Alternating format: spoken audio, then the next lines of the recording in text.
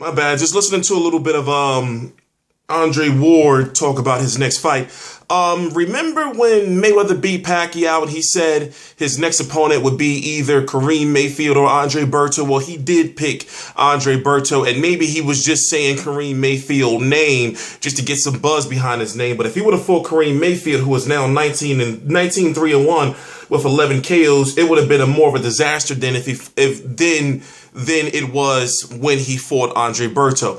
He lost tonight, meaning Karim Mayfield, to a fighter that's 21-0 with 9 KOs, who's ranked by the WBA and now ranked very low by the IBF, if I'm correct.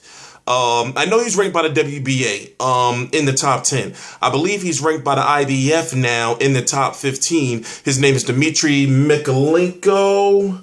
Yeah, pretty much the only people that he's fought that you may know of is a fighter by the name of Johan Perez, who fought Mauricio Herrera and fought Yoshihiro Kamagai. And you know Yoshihiro Kamagai fought Robert Guerrero, and Johan Perez fought Mauricio Herrera. T-Street Controversy. This is T-Street Controversy Live. You know, this was the tale of Karim Mayfield trying to chase around a fighter. Well, he actually wasn't chasing. He was on the back foot for a good portion of the fight. On the back foot against a fighter who was trying to throw 100 punches around. Mikhaylenko doesn't have significant serious punching power. He just basically pretty much just outworked Karim Mayfield. And Karim Mayfield is not young. He's 35 years old. He actually just turned 35 in December.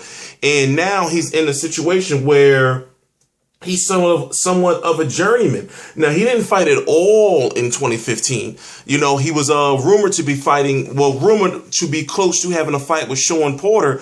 But since then, he fought in 2014 when he lost to Emmanuel Taylor.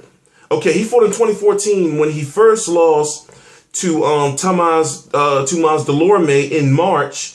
Then he lost to Emmanuel Taylor in July, and then he fought a fighter by the name of Michael Balassi in November. And in 2015, he had no fights. And then for him to take this fight on short notice, I mean, how much of a chance were you really giving this guy to win against a fighter that he really didn't know too much about?